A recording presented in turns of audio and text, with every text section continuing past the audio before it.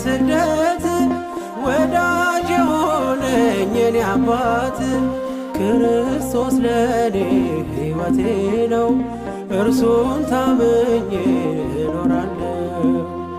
የለም የሚያስፈራኝ በዘመኔ ብርሃን ነውና እግዚአብሔር ለኔ። በእኔ ቢጠቁርም ሰማይ በእኔ ቢጠልቅም ፀሐይ በነፋሳት የማይጠፋ ፋኖሴ ኢየሱስ ነው የመኖር እስትንፋሴ። በነፋሳት የማይጠፋ ፋኖሴ ክርስቶስ ነው የመኖር እስትንፋሴ።